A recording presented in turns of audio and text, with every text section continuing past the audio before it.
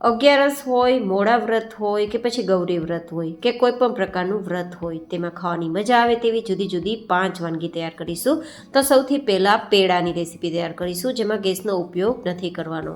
તો જેમના માટે લઈશું મિક્સર જારમાં અડધા કપ જેટલા કાજુના ટુકડા, તમે કોઈ પણ કાજુ લઈ શકો, 4-5 એલચીના દાણા, સાથે 4 ચમચી જેટલી ખાંડ ઉમેરી અને દરદરો પાવડર તૈયાર કરી લઈશું. કાજુમાં ઇનબિલ્ટ ઓઇલ હોય છે, તો ખાસ ધ્યાન રાખવાનું કે તેનું તેલ ના નીકળે. બસ આ રીતે પાવડર તૈયાર કરવાનો. હવે તેની અંદર આપણે લઈશું અડધા કપ જેટલો મિલ્ક પાવડર. આ બંને સામગ્રીને એક એક્સ્ટ્રા વાસણમાં લઈ અને જરૂર મુજબ નોર્મલ દૂધ આપણે ઉમેરતા જશું અને તેનો ડો તૈયાર કરીશું. અહીંયા ગેસ ચાલુ કરવાની જરૂર નથી અને એકદમ ફટાફટ પેડા તૈયાર થાય છે અને એકદમ ટેસ્ટી પણ બને છે. તો ગૌરી વ્રત હોય, મોડા વ્રત હોય કે અગિયારસ હોય, ક્યારેય પણ પેડા ખાવાની ઈચ્છા થાય તો એકવાર આ પેડાની રેસીપી ટ્રાય જરૂરથી કરજો. આ રીતે પેડાનું બેઝ તૈયાર થાય ત્યાં સુધી દૂધ મિક્સ કરી, આ રીતે બેઝ તૈયાર કરી થોડું સ્મૂધ થાય ત્યાં સુધી આપણે તેને મસળશું અને પછી મનપસંદ પેડાનો શેપ આપી દઈશું. મારી પાસે પેડાનો મોલ્ડ છે તો તેને હું લગાવી દઉં છું. તો આ રીતે એકદમ સરસ પ્રિન્ટવાળા પેડા આપણા તૈયાર થઈ જશે. તમે અંદરથી જુઓ એકદમ દાણેદાર છે અને ખૂબ જ સ્વાદિષ્ટ આપણા પેડા તૈયાર થયા છે. તો આ રેસીપી કેવી લાગી એ કોમેન્ટમાં જરૂર બતાવજો. હવે તૈયાર કરીશું આપણે પરાઠા, એકદમ ઇન્સ્ટન્ટ અને ખૂબ મજા આવે તેવા. તો મિક્સર જારમાં લઈશું આપણે સાબુદાણા, જે લગભગ આપણે 1 કપ જેટલા લીધા છે અને તેનો પાવડર તૈયાર કરી લઈશું.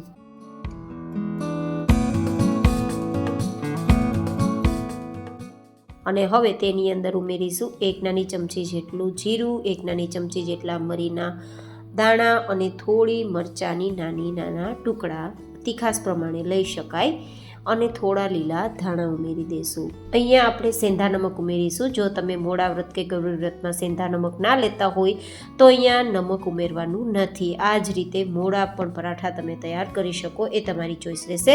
અડધા લીંબુનો રસ અને લગભગ 2 નંગ જેટલા બાફેલા બટેટા આ રીતે ગ્રેટ કરી લઈશું. બટેટા થોડા કોરા થઈ ગયા હોય, ભીના ના હોય તેવા લેવા, જેથી ચીપકે નહીં અને આપણે આ વેરાયટી બનાવવામાં મજા આવે. હવે આપણે પાણીના ઉપયોગ વગર જ પહેલાં બધું જ ભેગું કરવાનું છે, પછી જરૂર લાગશે તો 1-2 ચમચી પાણી ઉમેરશું, પણ જો કે બટેટા બાફેલા હોવાથી જરૂર નહીં લાગે. આ રીતે બધું જ સરસ મિક્સ થઈ જાય પછી આપણે તેને થોડીવાર માટે સેટ થવા સાઈડમાં રાખવાનો છે આપણો ડો.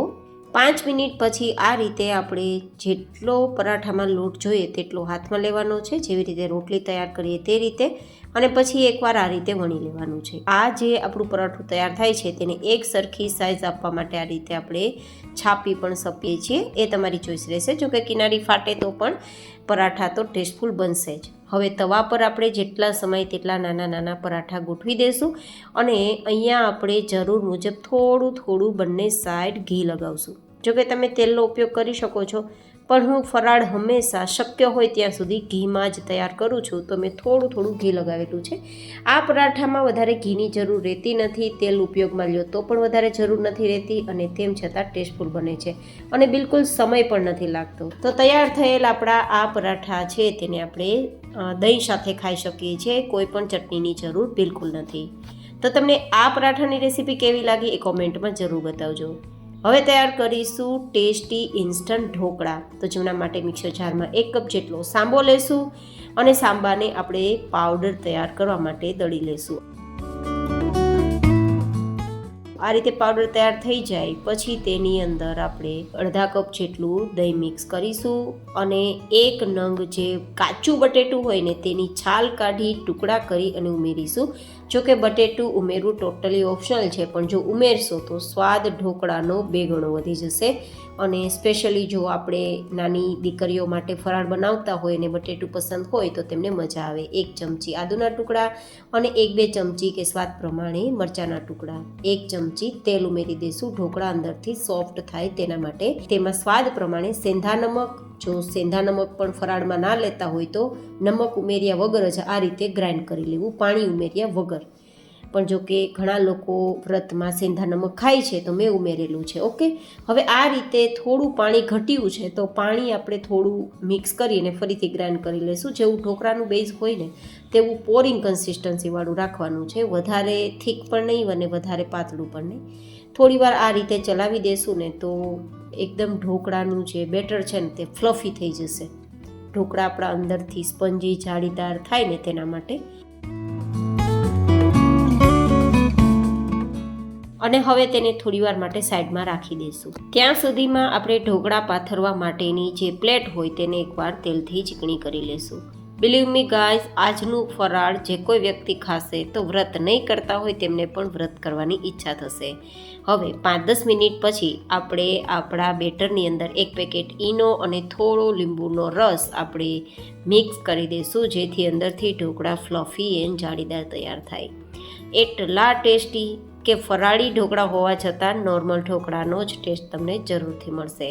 હવે તેમાં થોડા ધાણા મિક્સ કરીશું અને પછી આપણે જે તેલથી ચીકણી કરેલી આપણી સ્ટીમર પ્લેટ છે ને તેમાં આપણે આ બેટર ભરી દઈશું. હવે તેને ઉકળતા પાણીના સ્ટીમર કુકરમાં મૂકી દઈશું. ગેસની ફ્લેમ હાઈ રાખી દઈશું અને ઢાંકીને 10 મિનિટ માટે ઢોકળાને કૂક કરવા છોડી દઈશું. ઉપરથી ઈચ્છા હોય તો તમે થોડું શેકેલા જીરાનો પાવડર અથવા તો તીખાનો પાવડર સ્પ્રિંકલ કરી શકો છો, જેથી ઢોકળા સાથે ચટણીની જરૂર પણ ના પડે. હવે ઢોકળા તૈયાર થાય ત્યાં સુધીમાં ઢોકળાની ઉપર લગાવવા માટેનો તડકો તૈયાર કરી લઈએ.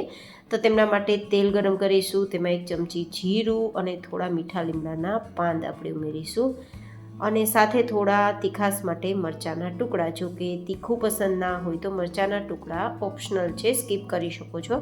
હવે આ તડકો તૈયાર છે, તેને સાઈડમાં રાખી દઈશું. હવે 10 મિનિટ પછી ઢોકળા આ રીતે ચેક કરી લેવાના. ચપ્પુ અંદરથી ક્લીન આવે છે, મીન્સ આપણા ઢોકળા રેડી છે. તો પ્લેટને નીચે લઈ લેશું અને પછી 1-8 મિનિટ ઠંડા કરી અને આ રીતે કટ લગાવી દઈશું. અને પછી આપણે જે તડકો તૈયાર કર્યો છે ને તેને આ રીતે આપણે સ્પ્રેડ કરી દઈશું. જો કે તમે તડકા વગર સીધું સિંગ તેલ આ રીતે થોડું થોડું લગાવશો તો પણ ઢોકળાનો સ્વાદ સરસ આવશે. પણ તડકાથી તમને ચટણી કે પછી સોસ કે કંઈ જરૂર ના પડે તેના માટે મેં લગાવ્યો છે. માત્ર આ ઢોકળા છાશ સાથે પણ મજા આવે તેના માટે. ઉપરથી મેં થોડા ગુલાબની પાંખડીને પણ લગાવેલી છે ડેકોરેશન માટે. તો તમે જુઓ ઢોકળા આરામથી ડિમોલ્ડ તો થઈ જાય છે પણ અંદરથી એકદમ જાળીદાર છે. તો આપણા સુપર ડુપર હિટ ઢોકળાની રેસીપી કેવી લાગે કોમેન્ટમાં મને જરૂર બતાવજો. હવે તૈયાર કરીશું એક સ્પેશિયલ ખીર, જે ખાશો તો બીજી કોઈ વાનગીની જરૂર નહીં પડે. તો લગભગ 2 કપ જેટલું અને 500 ml જેટલું આપણે દૂધ લેશું અને આ દૂધને વધારે કોઈ ઉકાળવાની જરૂર નથી. 2-3 ઉફાણ આવે ત્યાં સુધી જ આપણે આ રીતે ઉકાળવાનું છે. બિલીવ મી ગાઈઝ, આજે જે ખીર તૈયાર થાય છે ને તે એટલી ટેસ્ટી લાગશે કે વાત ના પૂછો. અને તેમાં કોઈ પણ પ્રકારના ફરાળી ચોખાનો પણ ઉપયોગ નહીં થાય, તેમ છતાં ડિલિશિયસ રહેશે અને જે ખાશે તે વારંવાર ખાવાનું પસંદ કરશે. થોડા કેસરના ધાગા મિક્સ કરી દઈશ. તો લગભગ મેં 4 થી 5 મોટી ચમચી અથવા 1/4 કપ જેટલી જ મિશ્રી ઉમેરેલી છે. હવે આપણું આ દૂધ છે તે થોડું ઉકળે અને મિશ્રી ઓગળે ત્યાં સુધીમાં એક બીજી આપણે પ્રોસેસ કરી લઈએ. તો જેમના માટે 1 કપ જેટલા મેં મખાના લીધા છે તેમાંથી અડધાનો પાવડર તૈયાર કરવા મિક્સરમાં લઈ લેશું. સાથે 1/4 કપ જેટલા કાજુ ઉમેરીશું અને તેમાં 2-3 એલચી આખી જ ઉમેરી દઈશું. દાણા ઉમેરવાની પણ કોઈ જરૂર નથી. અને પછી તેનો પાવડર તૈયાર કરી લઈશું. આ રીતે પાવડર આપણો તૈયાર થઈ ગયો છે. તો તેને હવે આપણે જે આપણું ઉકળતું દૂધ છે ને તેમાં મિક્સ કરવાનો છે. જો કે આ ખીર તો કદાચ તમે ક્યારેય ટેસ્ટ નહીં કરી હોય, પણ એકવાર ટેસ્ટ કરજો. તો બસ 2 મિનિટ માટે બધું મિક્સ કરીને ઉકાળ્યા બાદ તો હવે થોડા મખાના આપણે જે રાખ્યા હતા ને તેને પણ ઉમેરી દઈશું અને પછી આ રીતે ચલાવી દઈશું અને માત્ર 2 મિનિટ માટે થવા દઈશું. આ ખીર થતાં બિલકુલ સમય પણ નથી લાગતો અને પસંદ એટલી આવે છે કે વાત ના પૂછો. અને ખાસ વાત તો એ છે કે 1 વાટકી જેટલી જો સવારમાં આ ખીર ખાઈ લીધી તો આખા દિવસ માટે તમને બીજું કંઈ ફરાળ ખાવાની ઈચ્છા પણ નહીં થાય, કારણ કે ભૂખ પણ નહીં લાગે અને તમને એનર્જી એટલી મળશે કે વાત ના પૂછો. કારણ કે આમાં યુઝ કરેલા મખાના તમારા પૂરા શરીરને હાઇડ્રેટ રાખશે અને દૂધ તમને એનર્જી આપશે. સાથે મખાના છે તે ઓફકોર્સ એનર્જીનો ભંડાર જ છે. તો આ રીતે બધું જ ચલાવ્યા બાદ 2 મિનિટ તૈયાર કર્યા બાદ હવે આપણી આ ખીર તૈયાર થઈ ગઈ છે. તો જો ઈચ્છા હોય તો ડ્રાય ફ્રૂટ્સ ઉમેરી શકો છો સ્પ્રિંકલ કરવા માટે. જો કે ટોટલી ઓપ્શનલ છે, પણ હું થોડા પિસ્તાની સ્લાઇસ ઉમેરું છું જસ્ટ ફોર ડેકોરેશન. આ રીતે મિક્સ કરી એન્ડ ધેન નીચે ઉતારી લઈશું. તમે ઠંડી પણ આ ખીરને ખાઈ શકો છો અને તમે ગરમા ગરમ પણ લઈ શકો, એઝ યોર ચોઇસ. આપણી આ શાહી ખીર તૈયાર થઈ છે. તો તમને આ ખીર બનાવવાની રેસીપી કેવી લાગી એ પણ મને કોમેન્ટમાં જરૂર બતાવજો. હવે તૈયાર કરીશું એકદમ કુરકુરો નાસ્તા સ્ટાઇલ આપણે વેરાયટી, જે મખાનામાંથી તૈયાર થશે અને એવો ટેસ્ટ આપશે કે ગમે ત્યારે દિવસમાં ખાશો બસ મજા જ આવી જશે. તો બસ થોડા મખાના લેશું. મેં અહીંયા થોડા વધારે લીધા છે વધારે બનાવવા માટે, તમે ઓછા પણ લઈ શકો. તમે જોઈ શકો છો મખાના પોપકોર્નની જેમ સોફ્ટ હોય છે, તો તેને ક્રિસ્પી કરવા માટે થોડા શેકી લઈશું. આ રીતે ઉપર નીચે ચલાવશો તો 2-3 મિનિટમાં જે શેકાઈ જશે, તેને સમય બિલકુલ નથી લાગતો. જો કે મખાના ક્રિસ્પી હશે તો પછી તે તૈયાર કરવામાં કે પછી મસાલા મખાના તૈયાર કરવામાં બિલકુલ સમય નહીં લાગે. તો આ રીતે મખાના શેકાઈ ગયા છે. એક મખાનાને આ રીતે ચેક કરવા માટે દબાવશું તો ભૂકો થઈ જાય છે, મીન્સ મખાના આપણા બરાબર ક્રિસ્પી થઈ ગયા છે. ક્રિસ્પી થઈ ગયા હશે તો જ ખાવામાં મજા આવશે. તો હવે તેને મસાલા આપણે મખાના તૈયાર કરવા માટે તેમાં થોડું ઘીનો ઉપયોગ કરીશું. જો કે તમે તેલનો ઉપયોગ કરી શકો છો, પણ મેં 2 ચમચી ઘી લીધું છે. મખાનાને ઘીમાં જો રોસ્ટ કરશો તો ખૂબ ટેસ્ટ આપશે અને હેલ્થ બેનિફિટ્સ પણ આપશે. સાથે ઉમેરીશું થોડી હળદર. જો તમે ફરાળમાં હળદર ના લેતા હોય તો ઓપ્શનલ છે, સ્કીપ કરી શકો છો. થોડું મરી પાવડર, થોડો ચાટ મસાલા, થોડું સંચર પાવડર અને થોડું સેંધા નમક ઉમેરીશું. અહીંયા તમે ચાટ મસાલા, સેંધા નમક કે પછી સંચર પાવડર ન લેતા હોય તો તમે સ્કીપ કરી શકો, ઓપ્શનલ છે. પણ અમે આ બધા જ મસાલા ફરાળમાં લઈએ છીએ તો મેં ઉમેરેલા છે. હવે આપણે જે શેકેલા મખાના છે તે અહીંયા લગભગ 6 કપ જેટલા ઉમેરું છું. વધારાના હું રાખી દઉં છું બીજા યુઝ માટે. આ રીતે આપણે ચલાવશું તો મખાના 1 જ મિનિટમાં તૈયાર થઈ જશે.